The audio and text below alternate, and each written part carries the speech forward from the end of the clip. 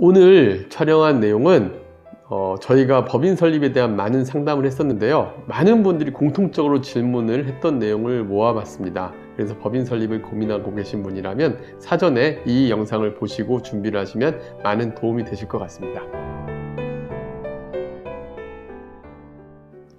안녕하세요. 월세고스TV의 최영식입니다. 네, 오늘은 법인에 대한 질문인데요. 네네. 상업용 부동산 임대사업으로 사업자 등록 시 어떤 경우에 법인으로 하면 유리할까요? 예, 오늘 이제 저희가 설명해 드릴 내용이 저희가 법인 촬영을 많이 하고 하다 보니까 많은 질문들이 있었고, 또 저희 이제 플로우에 보면은 저희 상담을 먼저 거쳐서 저한테 이제 상담 신청을 해주시거든요. 근데 저희 이제 중간에서 이 고객 관리해 주시는 분이 많은 질문들에 대한 답을 똑같이 계속 하다 보니까 그 답을 하나 설명드리는 건데, 법인이 무조건 유리한 건 아닙니다. 사실 제가 전에도 법인 설립에 대한 이유 촬영할 때도 어느 정도 수익이 될 때 법인이 유리하다, 그리고 법인이 비용 처리 측면에서 유리하지만 법인에 대한 계획을 안 세울 경우에 법인이 오히려 불리할 수도 있고 돈 관리도 안 되고 오히려 비용만 나가는 악순환이 반복이 될 수도 있기 때문에 잘 계획을 세우고 사전에 준비를 해서 법인을 세워야 된다 얘기를 했는데, 법인이 유리한 경우는 최소 저는 기준이 그래도 임대수익 기준으로 200만 원 이상은 돼야 된다라고, 그래야 손익분기점은 넘으실 수가 있을 거예요. 두 번째는 내가 좀 장기적으로 임대수익을 늘려갈 계획이 있고, 그 다음에 또 내가 이제 건보료가 좀 과도하게 나와서 건보료를 좀 절세하고 싶다거나 할 때 유리한 부분이 있거든요. 사실 개별 상황마다 다른데, 그래도 여러 가지 사정을 고려했을 때 그냥 하나의 원칙, 그래도 최소 임대료가 200만 원 이상의 수익은 잡혔을 때 그래도 법인이 좀 유리할 수 있다, 이 정도 생각하시면 어떨까 생각이 듭니다. 네, 그렇다면 기존 매물을 보유하고 있는 것을 법인으로 전환이 가능할까요?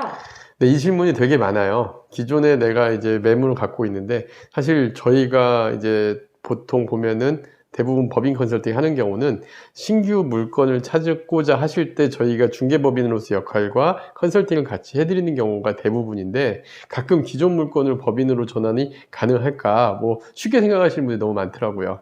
근데 기존 물건을 법인을 설립해서 이 법인을 전환한다면 생각지 않은 불필요한 비용이 발생할 수가 있어요. 전에 촬영을 했던 우리가 이제 법인의 출자 전환이라든가 그다음에 신규 매입 방법에 대해서 말씀을 드렸는데, 결국 개인이 법인한테 매각을 해야 돼요. 근데 매각을 하게 되면 취득세가 한 번 더 발생을 하고 양도소득세도 발생할 수가 있어요. 전에 현물출자와 매매 어느 게 유리할지 이 촬영 내용을 자세히 분석을 했지만, 쉽게 얘기하면은 기존 매물을 법인으로 전환하는 경우는 딱 한 개의 케이스라고 보시면 됩니다. 양도 차익이 너무 커요. 양도 차익이 너무 커서 현물 출자를 해서 이 법인이 이 양도소득세를 좀 줄이면서 갈 수 있는 방법을 찾을 수가 있거든요. 그 경우를 제외하고는 웬만하면은 법인으로 전환하는 게 별로 유리한 경우들이 없습니다. 그래서 법인으로 전환을 할 때는 정말 양도 차익이 커서 내 차익에 대해서 절세 포인트를 찾을 수 있는 경우를 제외하고는 그냥 기존 개인 내에서 일반 매각을 하고 새로 법인을 설립을 해서 법인으로 신규 물건을 투자하는 게 더 유리한 경우들이 많았습니다. 네, 상업용 부동산 분양권 보유하고 있는 것을 법인 명의로 변경이 가능한가요? 네, 일반적으로 그 분양권 같은 경우는 아직 등기 이전이기 때문에 취득세가 이중으로 부과될 리스크가 없다 보니까 많은 분들이 법인 설립해서 법인으로 가져와도 괜찮지 않을까 생각을 해서 저희한테 많은 문의가 있었어요. 근데 결론적으로 말씀드리면 그것도 쉽지는 않습니다. 왜 그러냐면 이런 경우는 가능해요. 내가 만약에 대출을 활용하지 않을 생각이라면 법인으로 해서 분양권 명의 이전은 쉽습니다.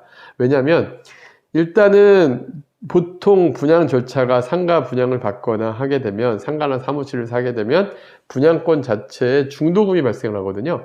근데 이 중도금에 대해서 대부분의 시행사들이 중도금 대출을 개인의 신용을 담보로 해서 신용대출로 일으켜주고 이자를 시행사가 대납해주는 방식의 구조로 되어 있어요.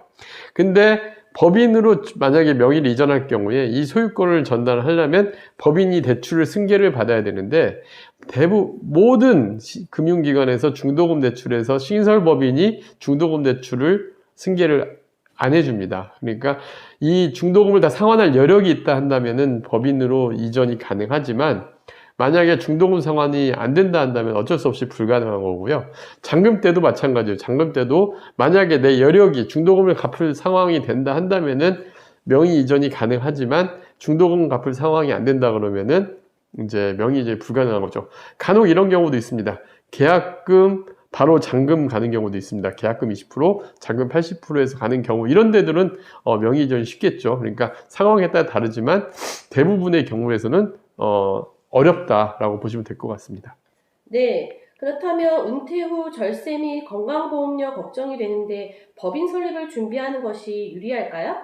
네, 이제 은퇴하신 분들이 이제 가장 첫 번째로 와닿는 게 그 건강보험료가 사실 법인 설립할 때 가장 큰 이유가 건강보험료인 경우들이 많았습니다. 그 이유는 이제 은퇴를 하게 되면 직장가입자에서 지역가입자로 바뀌는데 이 지역가입자의 건보료는 여러 가지 기준들이 있지만 먼저 소득, 국민연금을 포함한 소득 기준, 그 다음에 월세 및 국민연금 합산했는데 종합소득세 기준이 나오잖아요. 그 소득 기준에 점수를 부과하고 그 다음에 내 재산, 아파트 같은 경우 특히 최근에 가격이 많이 올랐죠. 내가 살고 있는 집, 그 다음에 자동차 같은 재산들 이런 것들을 합산해 점수를 부과해가지고 건강보험료를 납부하는데 서울의 웬만한 아파트 갖고 계신 은퇴자분이 대략적으로 보면 평균적으로 30-40만 원 건강보험료가 발생을 해요. 근데 나는 이제 국민연금하고 뭐 조금의 임대소득이 있으면 그 정도 가지고 생활을 하는데 30-40만 원씩 건보료가 나오면 이게 좀 부담이 커지겠죠. 근데 미리 법인을 설립을 해서 임대사업 자체를 법인으로 운영했다면 회사 다니는 기간 동안에는 내 소득이 합산이 안 되기 때문에 법인 소득세 절세 효과가 있고 은퇴 후에는 건보료를 직장 건보료로 낼 수가 있기 때문에 급여의 산정에 따라서 건보료를 되게 낮출 수가 있는 건보료 절세 효과가 있다 보니까 많은 분들이 관심을 갖고 있는 겁니다.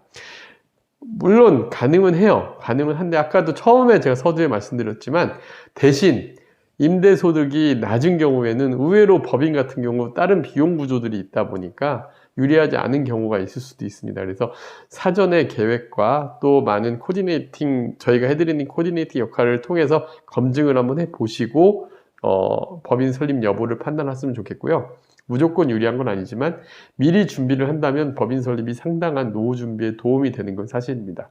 네. 다음 영상도 기대하겠습니다. 네, 감사합니다.